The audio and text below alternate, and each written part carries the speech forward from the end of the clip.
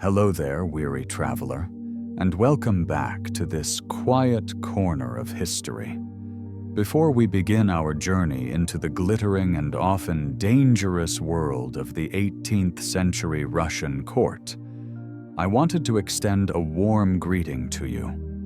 Whether you're nestled under the covers, ready to drift off to sleep, or simply looking to unwind with some quiet historical storytelling, I'm so glad you've chosen to join me tonight. Let the cares of the modern world begin to fade, and allow your mind to drift back in time with the sound of my voice. Tonight, we explore the life of a woman whose story seems almost too dramatic to be true. A woman born into obscurity who, through sheer force of will, intelligence, and ruthless ambition, clawed her way to the absolute pinnacle of power, ruling over one of the largest empires on earth. She was a philosopher and a tyrant, a loving grandmother and a political predator. She was a minor German princess who became the most powerful woman in the world. Tonight, we explore the life of Catherine the Great. Our story does not begin in the opulent, snow-covered palaces of St. Petersburg, but in a far more modest setting, in the small, unremarkable town of Stettin, in the Kingdom of Prussia. It was here, in the spring of 1729, that a baby girl was born. She was not named Catherine, but Sophie Friederike Augusta von Anhalt-Zerbst. It was a long and grand name for a girl whose family possessed very little in the way of wealth or influence. Her father, Christian August, was a prince of a tiny German statelet, a well-meaning but ultimately unremarkable man who served as a general in the Prussian army. Her mother, Johanna Elisabeth of Holstein-Gottorp, was a different creature altogether.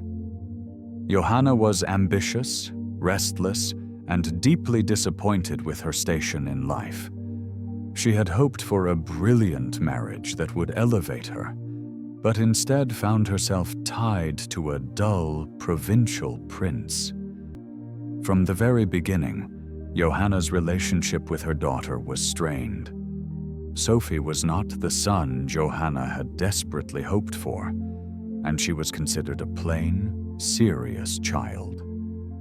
Johanna's affections and all her ambitions were instead poured into her younger son, Wilhelm. Sophie was largely ignored, raised by a series of governesses, and often made to feel like an afterthought in her own home. In her memoirs, written many years later, Catherine would recall a lonely and emotionally barren childhood. She was intelligent, curious, and a voracious reader, but she received little in the way of warmth or affection. She learned early on that her value, if she had any, lay not in who she was, but in who she might one day marry. And in the complex, interconnected world of 18th century European royalty, marriage was everything. It was not a matter of love, but of politics, a grand chess game played across the continent. The royal families of Europe were a tangled web of cousins and relations, and a well-placed marriage could forge an alliance, secure a border, or shift the balance of power. Johanna, for all her frustrations, was well connected. Her brother was the chosen heir to the Swedish throne, and she had relatives scattered throughout the courts of Germany. She dreamed of securing a brilliant match for one of her children, a marriage that would finally grant her the prestige she craved. Her focus was on her son, but fate, as it so often does, had other plans. Thousands of miles away, in the vast and formidable Russian Empire, another lonely child was growing up. This was the Grand Duke Peter, the heir to the Russian throne. He was the nephew of the reigning monarch, the formidable and eccentric Empress Elizabeth. Elizabeth herself was unmarried and had no children, so her nephew was the future of the Romanov dynasty. But the future looked bleak.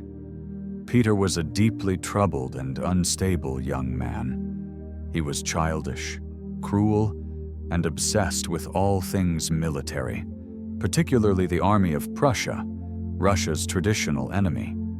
He would spend hours drilling his servants like soldiers, staging mock battles with toy figures, and showing little interest in the language, religion, or culture of the country he was destined to rule.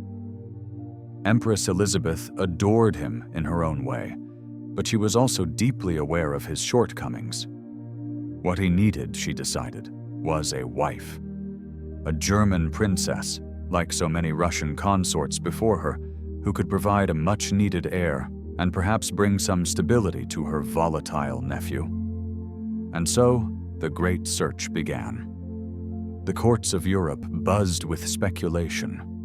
A marriage to the heir of the Russian Empire was one of the greatest prizes imaginable. Johanna, back in her provincial corner of Prussia, saw her chance. Through a series of connections and a good word put in by Frederick the Great of Prussia, who saw a political advantage in having a friendly face at the Russian court, her daughter Sophie came to the attention of Empress Elizabeth. A portrait was requested. Letters were exchanged. And then, in the winter of 1744, a summons arrived. Johanna and the 15-year-old Sophie were invited to travel to Moscow to meet the Empress and her nephew. For Johanna, it was the moment she had been waiting for her entire life. For Sophie, it was a terrifying leap into the unknown. The journey itself was an epic undertaking, a grueling trip of several weeks across the frozen plains of Eastern Europe in the dead of winter. The conditions were harsh, the roads treacherous, but for Sophie, it was the beginning of her education. She was observant and intelligent, and she watched everything, learned everything. She understood, with a clarity that belied her years, that this was her one and only chance. She could not afford to fail. She wrote in her memoirs, "I believe my destiny was in my hands, and I was determined to make it a great one." Their arrival at the Russian court was like stepping into another world. The sheer scale of the wealth, the opulence, the raw, untamed energy of the place was unlike anything she had ever experienced. The court of Empress Elizabeth was a glittering, chaotic spectacle. The Empress herself was a force of nature, vain, extravagant, deeply pious, and possessed of an iron will. She owned thousands of dresses, loved parties and masquerades, and ruled her empire with absolute authority. Sophie knew that her entire future depended on pleasing this one woman. And so, she set about the task with a single-minded determination that would come to define her. She threw herself into learning the Russian language, studying late into the night until she was fluent. She devoted herself to understanding the Russian Orthodox faith, the religion she would have to adopt as her own. She was so zealous in her studies that she contracted a severe case of pneumonia after practicing her Russian lessons barefoot in her cold bedroom late at night. She became desperately ill, and for a time, it was feared she would die. But even on what she thought was her deathbed, her political instincts were sharp. When her mother wanted to send for a Lutheran pastor, Sophie insisted on seeing an Orthodox priest, a move that deeply impressed the pious Empress Elizabeth. This near-death experience did more than just win the Empress's favor. It sealed Sophie's commitment to her new home. She had chosen Russia, and in doing so, she had begun to leave the lonely German princess behind. Upon her recovery, she was formally received into the Russian Orthodox Church. She was baptized with a new name, a Russian name chosen by the Empress herself, Ekaterina Alexeyevna, the name we know her by, Catherine. Her betrothal to the Grand Duke Peter followed soon after. If Catherine had harbored any romantic dreams of what her future husband might be like, they were quickly and brutally shattered. Grand Duke Peter was even more childish and unpleasant in person than the rumors had suggested. He was 16, but behaved like a spoiled, cruel boy. He ignored Catherine, preferring to play with his toy soldiers, which he kept in a large cabinet in their rooms. He was prone to fits of temper, and his behavior was erratic and unpredictable. He showed her no affection, no kindness, only a dismissive contempt. He confessed to her that he was not in love with her, but with one of his aunt's ladies-in-waiting. He made it clear that their marriage was nothing more than a political duty, a burden he was forced to endure. Catherine, for her part, was trapped. She was in a foreign country, thousands of miles from anything she had ever known. Her ambitious mother, who had accompanied her to Russia, proved to be more of a liability than a help. Johanna's constant meddling and political scheming quickly earned her the Empress's distrust, and she was eventually sent back to Germany in disgrace, leaving her daughter to navigate the treacherous waters of the Russian court alone. The wedding took place in the summer of 1745. It was a lavish, spectacular affair, as all Romanov weddings were. Catherine, now 16 years old, was adorned in a magnificent silver gown, her hair studded with diamonds. But beneath the glittering facade, she was deeply unhappy. Her wedding night was a disaster. Peter got drunk at the banquet and ignored her completely. The marriage, from the very beginning, was a sham. The early years of their life together were a study in loneliness and quiet desperation. They lived in a suite of rooms in the palace, but they were strangers to each other. Peter continued to play with his soldiers, sometimes arranging them in elaborate battle formations on their marital bed. He would conduct loud, drunken parties with his friends, leaving Catherine to read alone in her rooms. She was under constant surveillance. Empress Elizabeth's spies were everywhere, watching her, listening to her, reading her letters.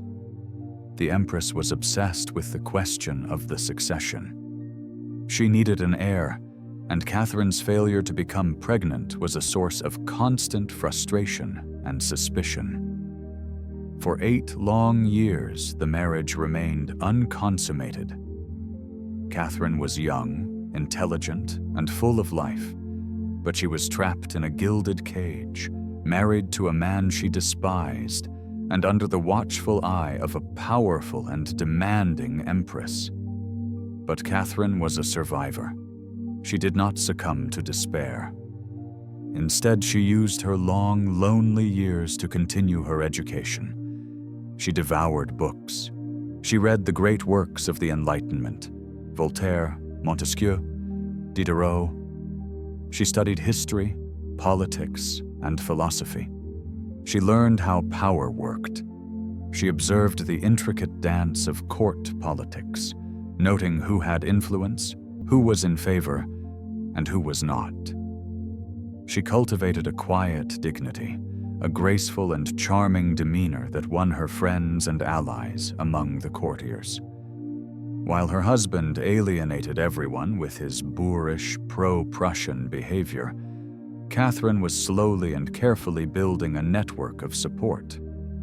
She was playing a long game. She knew that her position was precarious. Without a child, her only purpose at court was unfulfilled. She could be sent back to Germany at any moment.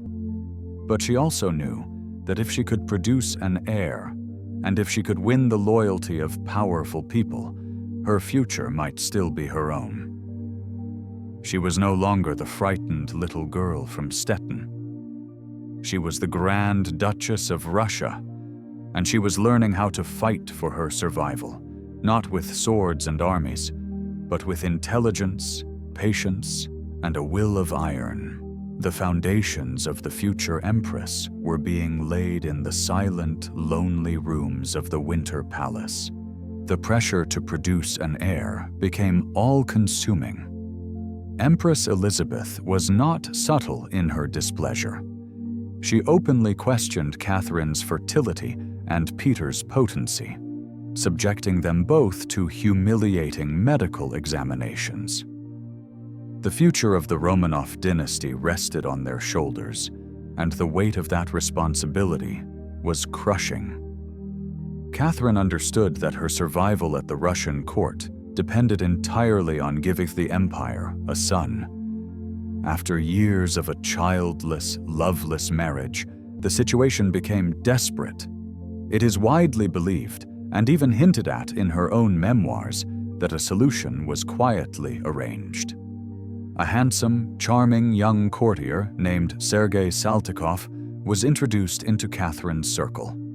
He was witty, intelligent, and everything that her husband was not. An affair began, likely with the tacit approval of high-ranking court officials, if not the Empress herself. The goal was simple: to produce an heir, regardless of the biological father. In 1754, after nearly a decade of marriage, Catherine finally gave birth to a son, Paul. The court rejoiced. Empress Elizabeth was ecstatic. She swept into the room, took the baby from Catherine's arms, and whisked him away to be raised in her own apartments. Catherine, weak and exhausted from the birth, was left alone. She would not see her son again for weeks. She had performed her duty, but the reward was a profound sense of emptiness and isolation. The child was now the property of the state, and she was merely the vessel that had delivered him. The paternity of Paul would remain a subject of whispered speculation for centuries. While he was legally and officially the son of Peter, the rumors of his true parentage cast a long shadow over his life and his relationship with his mother. The birth of her son, however, did change Catherine's position at court. She was now the mother of the future Tsar. Her place was secure. This newfound security emboldened her. She began to think not just of survival, but of power. She continued her affairs, first with the Polish diplomat Stanisław Poniatowski, and later, and more significantly, with a charismatic and ambitious Russian officer named Grigory Orlov. These were not just romantic dalliances, they were political alliances. Orlov and his 4 brothers were popular figures in the Imperial Guard, the elite military regiments stationed in St. Petersburg. Through them, Catherine began to build a power base within the military, the very institution that could make or break an emperor. Meanwhile, her husband Peter continued to behave with a reckless immaturity that alarmed the entire court. His obsession with his homeland, Holstein, and his idolization of Frederick the Great of Prussia were deeply insulting to Russian sensibilities. He openly criticized the Orthodox Church, mocked Russian customs, and made it clear that he despised the country he was set to rule. He spoke openly of divorcing Catherine as soon as he became emperor, and of sending her to a convent, a common fate for inconvenient royal wives. Catherine knew that her life was in danger. The moment Empress Elizabeth died, her husband would have the power to destroy her. She was in a race against time. The moment came in the final days of 1761. Empress Elizabeth died, and the Grand Duke Peter ascended to the throne as Emperor Peter III. His reign was, to put it mildly, a disaster. In just 6 short months, he managed to alienate every powerful faction in the empire. He immediately pulled Russia out of the 7 Years' War, a conflict in which Russia had been on the winning side against Prussia. He gave back all the territory Russia had conquered from Prussia, an act seen as a national humiliation. He planned to lead the Russian army in a pointless war against Denmark over a personal territorial dispute related to his German homeland. He publicly insulted the clergy and made moves to seize church lands. He threatened to disband the elite Imperial Guard regiments, the very heart of the army's power. The court was in a state of shock and outrage. Peter III was not just a bad emperor, he was a threat to the stability and prestige of the Russian Empire. Whispers of a coup began to circulate, and at the center of these whispers was his intelligent, popular, and deeply wronged wife, Catherine. She had spent years cultivating friendships, building alliances, and presenting herself as a true patriot who embraced Russian culture and the Orthodox faith, in stark contrast to her German-obsessed husband. The Orloff brothers, her loyal allies in the Guards, were ready to act. The conspiracy came to a head in the summer of 1762. Peter was away at one of his country palaces, leaving Catherine in St. Petersburg. The plot was nearly discovered when one of the conspirators was arrested. The Orloffs knew they had to act immediately. In the early morning hours of June 28th, Alexei Orlov, Grigory's brother, galloped to the palace where Catherine was staying. He woke her with the words, "It is time to arise. All is prepared for your proclamation." What followed was a swift and masterfully executed coup d'etat. Catherine, dressed in the uniform of an officer of the Guards, rode at the head of the regiments as they marched through the streets of the capital. They went first to the barracks of the other Guard regiments, who, one by one, pledged their allegiance to her. Then, they proceeded to the Kazan Cathedral, where the Archbishop of Novgorod proclaimed her Catherine II, the autocratic empress and sole ruler of all Russia. The people of St. Petersburg poured into the streets, cheering wildly. It was a bloodless, popular revolution. Peter III, hearing the news, panicked. His attempts to rally support were pathetic and disorganized. He was arrested and forced to sign a document of abdication. He was taken to a country estate at Ropsha, under the guard of Alexei Orlov and his men. Catherine was now the undisputed ruler of Russia. Her long, patient game had paid off. She had not just survived, she had triumphed. A week later, news arrived from Ropsha. Peter III was dead. The official cause was given as a severe case of hemorrhoidal colic. No one believed it.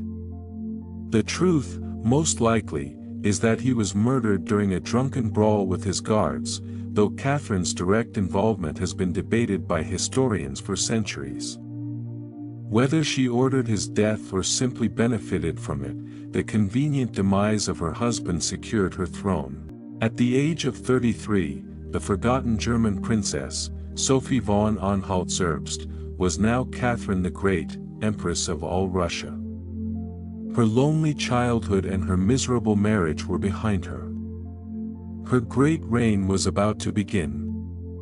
Catherine's first challenge as Empress was not to conquer new lands or to build grand palaces, but simply to survive.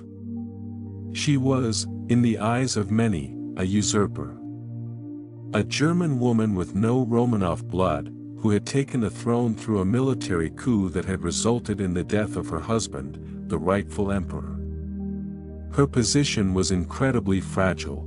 She knew that the same Imperial Guard regiments that had swept her into power could just as easily sweep her out again if she displeased them. Her early days were a masterclass in political maneuvering. She moved swiftly to reward her supporters, showering the Orloff brothers and other key conspirators with titles, land, and immense wealth. She paid the guards a generous bonus and presented herself not as a conqueror, but as a savior who had rescued Russia from the disastrous and unpatriotic rule of Peter III. She understood the importance of symbolism. While Peter had flaunted his love for Prussia, Catherine embraced all things Russian with a convert's zeal. She was a devout and public adherent to the Orthodox faith, attending long church services and making pilgrimages to monasteries. She wore traditional Russian court dress and spoke the language flawlessly. She worked tirelessly, often starting her day at 5 in the morning, poring over state papers and meeting with ministers. She was determined to prove that, despite her foreign birth, she had the heart and soul of a Russian ruler. She had to be more Russian than the Russians, and in this, she succeeded brilliantly. But beneath the public displays of piety and patriotism, Catherine was a child of the Enlightenment. The long, lonely years of her marriage had been spent in the company of books, and her mind was filled with the progressive, revolutionary ideas of the great French thinkers of her age, the philosophes. Men like Voltaire, Montesquieu, and Diderot were questioning the very foundations of European society. They wrote about reason, liberty, natural rights, and the responsibilities of a monarch to their people. Catherine, a mere Grand Duchess in a semi-barbaric court, read their words and dreamed. She began a long and famous correspondence with Voltaire, the leading intellectual of the age. Their letters, which spanned 15 years, are a remarkable record of a monarch engaging with a philosopher on equal terms. She flattered him, calling him her teacher, and he, in turn, became her greatest champion in Europe, praising her as a wise and enlightened ruler, Semiramis of the North. This was not just an intellectual hobby, it was a core part of her identity as a ruler. She genuinely believed in the power of reason and progress, and she saw herself as an enlightened despot, a new kind of monarch who would rule not by divine right alone, but through wisdom, justice, and the application of rational principles for the good of her people. Her greatest ambition was to be seen not as a mere conqueror, but as a great lawgiver, a legislator who would bring order and justice to the vast, chaotic, and deeply feudal Russian Empire. This ambition took the form of her most audacious project, the Nakaz, or the Instruction. Soon after taking the throne, Catherine embarked on a monumental task, to write a new, modern, and humane legal code for Russia. For 2 years, she worked in secret, reading the great legal and political texts of the age, particularly Montesquieu's The Spirit of the Laws and Cesare Beccaria's On Crimes and Punishments. The document she produced was nothing short of revolutionary for its time and place. The Nakaz called for the abolition of torture and capital punishment. It declared that all citizens should be equal before the law. It argued that it was better to prevent crimes than to punish them, and that the goal of the state should be the happiness and well-being of its subjects. In 1767, she convened a Grand Legislative Commission, a kind of temporary parliament, bringing together over 500 delegates from every social class and region of her empire, nobles, townspeople, state peasants, and ethnic minorities, to discuss and debate her Nakaz and to create a new code of laws based on its principles. It was an unprecedented event in Russian history. For the first time, representatives of the people were invited to the capital to voice their grievances and participate in the process of government. Catherine opened the commission with a grand speech, presenting her work with pride. The delegates were stunned. The ideas were so radical, so humane, that many of them could scarcely believe they were hearing them from their autocratic empress. The nakaz was translated into several languages and became a sensation across Europe. Voltaire called it the most beautiful monument of the century. Catherine was hailed as a true philosopher on the throne. But the reality of governing Russia was far more complex than the elegant theories of the French philosophes. The Legislative Commission quickly became bogged down in endless arguments and competing interests. The nobles were not about to give up their privileges, particularly their right to own serfs, the millions of Russians who were effectively slaves. The merchants wanted economic advantages over the peasants. The different regions had their own ancient customs and grievances. The grand, enlightened principles of the nakaz clashed with the harsh, feudal reality of Russian life. After more than 200 sessions, the commission had failed to agree on a single new law. In 1768, using the outbreak of a war with the Ottoman Empire as a convenient excuse, Catherine suspended the commission indefinitely. It would never meet again. The failure of the Legislative Commission was a bitter disappointment for Catherine, but it was also a crucial lesson. She had learned that she could not remake Russia overnight. She could not simply impose enlightenment from above. Her reforming zeal was tempered by a new, more pragmatic, and often more cynical understanding of power. While the new legal code was never written, Catherine did manage to implement some significant reforms during her early reign. She reorganized the administration of the provinces, making local government more efficient. She encouraged trade and industry. And she was a passionate patron of the arts, sciences, and education. She believed that education was the key to modernizing Russia. One of her most notable achievements was the founding of the Smolny Institute for Noble Maidens in St. Petersburg. This was Russia's first educational institution for women, a place where the daughters of the nobility could receive a formal education in literature, music, arts, and sciences, much like their male counterparts. It was a radical idea in a society that had traditionally seen women as little more than domestic ornaments. Catherine took a deep personal interest in the institute, visiting the students, reviewing their curriculum, and seeing their education as a vital investment in the future of the Russian elite. Her love for art and knowledge was boundless. She began to acquire art on a massive scale, buying up entire collections from financially distressed European nobles. Her personal collection would grow so large that she had to build a special extension to the Winter Palace to house it. She called it her Hermitage. Today, the Hermitage Museum is one of the greatest art museums in the world, a direct and lasting legacy of her enlightened passion.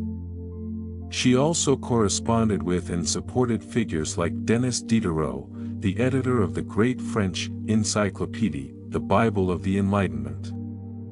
When Diderot's project was in financial trouble, Catherine bought his entire library from him for a generous sum, but insisted that he keep the books and appointed him librarian, paying him an annual salary to look after his own collection. It was a gesture of immense generosity and a brilliant piece of public relations that further cemented her reputation as a true patron of learning. But while Catherine was busy corresponding with philosophers and building museums, the vast majority of her subjects lived in a world far removed from the enlightened salons of St. Petersburg. They were serfs, bound to the land and the will of their masters, living in conditions of grinding poverty and brutal oppression. And in 1773, their simmering resentment exploded in the largest and most violent peasant rebellion in Russian history.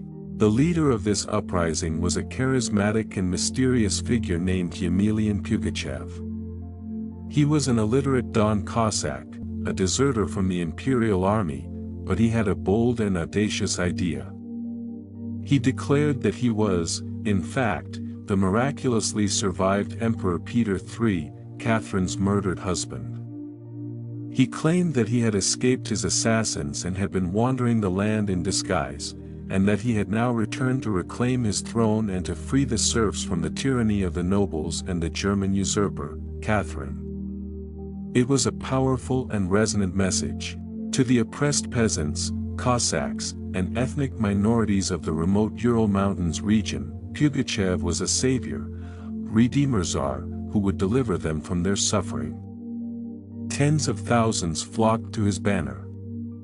The rebellion spread like wildfire across a vast territory. Pugachev, styling himself as Emperor Peter, set up his own court, issued imperial decrees, and led a ragtag but ferocious army. They captured town after town, overwhelming the small government garrisons. They targeted the nobility with particular savagery. Landowners and their families were rounded up, tortured, and brutally killed. Their estates were burned to the ground. For a terrifying period, it seemed as if the entire social order of Russia was on the verge of collapse. Catherine's government in St. Petersburg was slow to grasp the seriousness of the threat. They initially dismissed Pugachev as a minor nuisance, a common bandit. But as the rebellion grew, and as his forces began to threaten major cities like Kazan and Orenburg, a sense of panic set in. Catherine was forced to recall her best generals and armies from the front lines of the war with the Ottoman Empire to deal with the internal crisis. The war against Pugachev was a brutal and bloody affair. The rebel forces, though poorly equipped, fought with a desperate ferocity. The government armies, led by seasoned generals like Alexander Suvorov, responded with overwhelming force and ruthless efficiency. The rebellion was eventually crushed. Pugachev was betrayed by his own followers and handed over to the authorities. He was transported to Moscow in a small iron cage, a public spectacle for all to see. His trial was a formality. He was sentenced to be executed in the most brutal way imaginable, to be drawn and quartered, his body publicly dismembered while he was still alive. However, Catherine, perhaps in a final nod to her enlightened principles, or perhaps fearing that such a gruesome spectacle would only inspire more unrest, secretly instructed the executioner to behead him first, before dismembering his body. It was a small act of mercy in a conflict that had seen very little of it. In January 1775, Pugachev was executed in Moscow before a vast crowd. His rebellion was over. The Pugachev rebellion was a profound and traumatic event for Catherine. It had exposed the deep, volatile chasm between her enlightened ideals and the brutal reality of her empire. It had shown her how much her power depended on the support of the nobility, the very class that the rebels had sought to destroy. The rebellion terrified her. It extinguished much of her youthful idealism and her desire for radical reform. After Pugachev, her policies became more conservative, more autocratic. She strengthened the power of the nobles over their serfs, granting them even more control than they had before. The dream of a new legal code, of freeing the serfs, was abandoned forever. She had come to the throne as a philosopher, but the bloody reality of Pugachev's uprising had taught her that she must, above all, be an autocrat. She had learned that to keep her throne, she must protect the established order, not dismantle it. The early, hopeful phase of her reign was over. A new, harder, and more imperial phase was about to begin. She had secured her empire from within, now, she would seek to expand it, to project Russian power outwards, and to truly earn her title, Catherine the Great. With the Pugachev rebellion crushed and her authority brutally reasserted, the character of Catherine's reign entered a new and more formidable phase. The youthful idealism, inspired by the French philosophes, had been tempered by the harsh realities of governing the vast and volatile Russian Empire. While she never fully abandoned her love for the arts and sciences, her focus now shifted decisively towards the projection of power and the expansion of her empire's borders. Russia was a rising force in European politics, and Catherine was determined to secure its place as a dominant, indispensable player on the world stage. Her primary ambitions lay to the south, towards the Black Sea, a region controlled by the weakening but still formidable Ottoman Empire. For centuries, Russia had yearned for a warm water port, a naval outlet to the Mediterranean that wasn't frozen for half the year. This dream became the central foreign policy objective of her reign. The First Russo-Turkish War, which had been interrupted by the Pugachev uprising, concluded in a resounding Russian victory in 1774. The Treaty of Kukuk-Kinarka was a landmark achievement for Catherine. It granted Russia vast new territories along the Black Sea coast, the right of free navigation for its merchant ships through the Bosphorus and Dardanelles, and, most significantly, the vaguely worded right to act as the protector of Orthodox Christians living within the Ottoman Empire. This last clause was a stroke of diplomatic genius, providing Russia with a perpetual excuse to interfere in Ottoman affairs in the future. The victory was a moment of immense national pride, and it cemented Catherine's reputation as a brilliant military strategist and stateswoman. But this was only the beginning. The task of developing and governing these newly acquired southern territories, a vast and sparsely populated region known as Novorossiya, or New Russia, fell to the most remarkable and influential man in Catherine's life, Grigory Potemkin. Potemkin was more than just a lover or a favorite, he was Catherine's partner, her co-ruler in all but name. He was a man of colossal appetites and colossal talents, brilliant, flamboyant, lazy, and boundlessly energetic all at once. Their relationship was a passionate and tempestuous romance, and many historians believe they were secretly married. Their letters to one another reveal a deep, intellectual, and emotional bond that transcended that of a mere monarch and her courtier. She called him her hero, her tiger, her twin soul.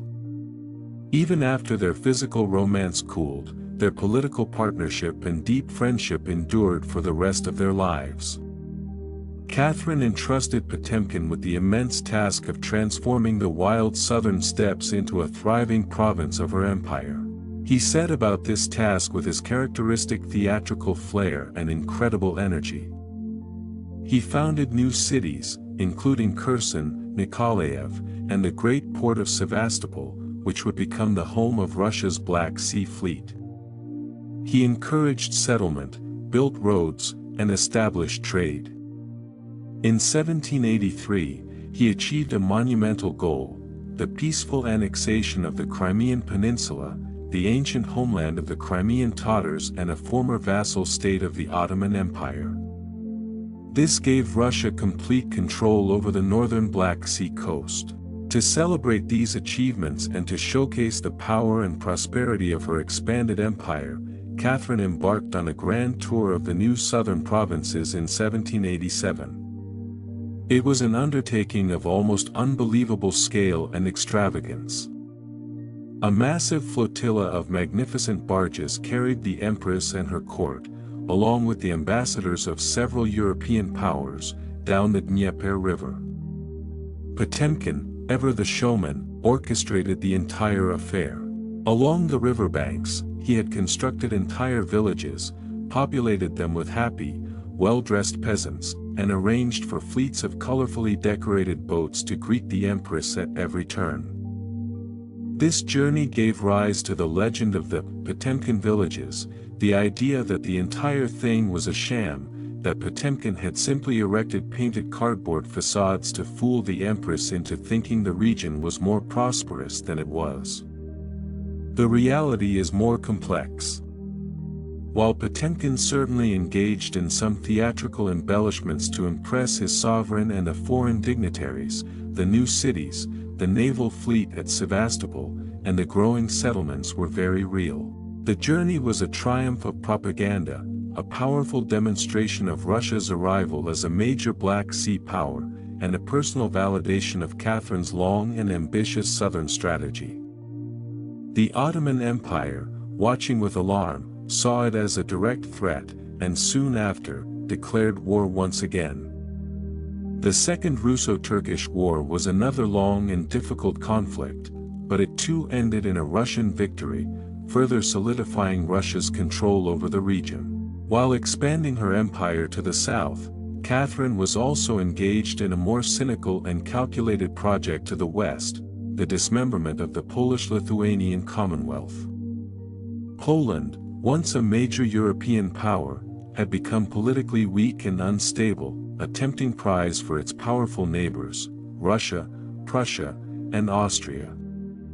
Catherine, who had placed her former lover, Stanislav Poniatowski, on the Polish throne, skillfully manipulated the internal politics of the Commonwealth to increase Russian influence. Over the course of her reign, in a series of 3 agreements with Prussia and Austria, Poland was systematically carved up and erased from the map. The partitions of Poland, as they came to be known, were a brutal act of realpolitik, a demonstration of might makes right on the international stage. While Catherine justified her actions as necessary to bring stability to a chaotic region, the destruction of a sovereign state was a dark stain on her enlightened reputation. It showed that for all her correspondence with Voltaire, when it came to the interests of the Russian state, she was as ruthless as any monarch before her.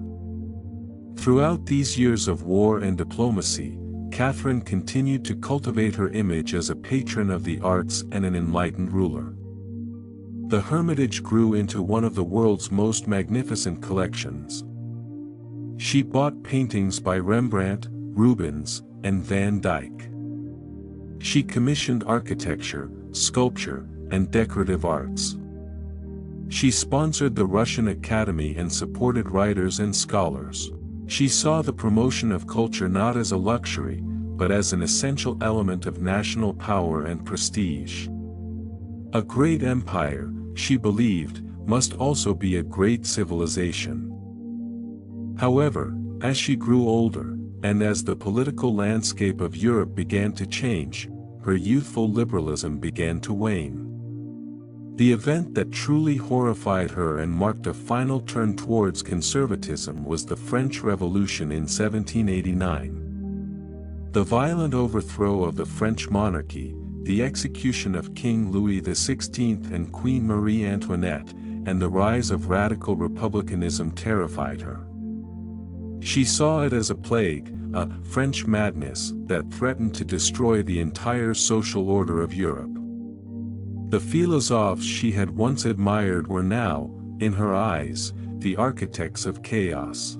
She banned the works of Voltaire from being published in Russia and cracked down on any signs of radical thought within her own empire. The enlightened despot, who had once written of liberty and the rights of man, was now a staunch defender of autocracy and the established order.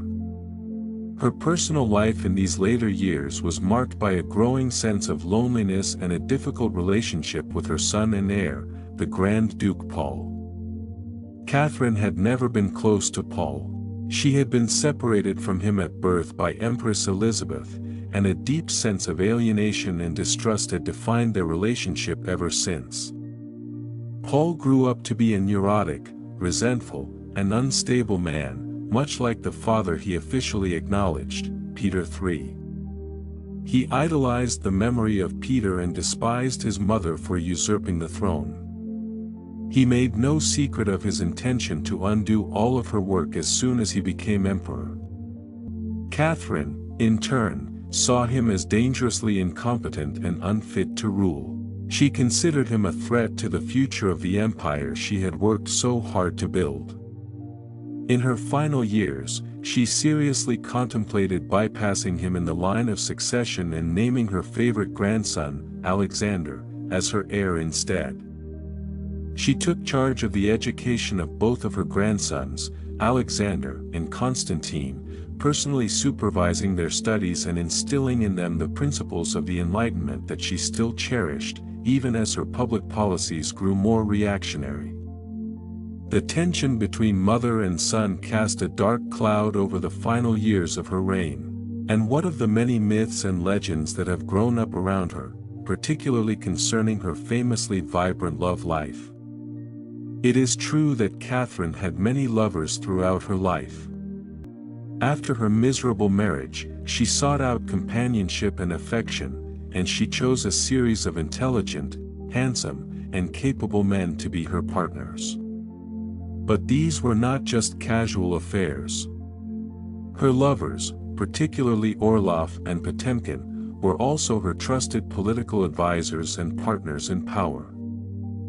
In a court where any man she married would have a claim to her throne, remaining officially single and taking lovers was a way for her to maintain her personal freedom and her absolute political authority.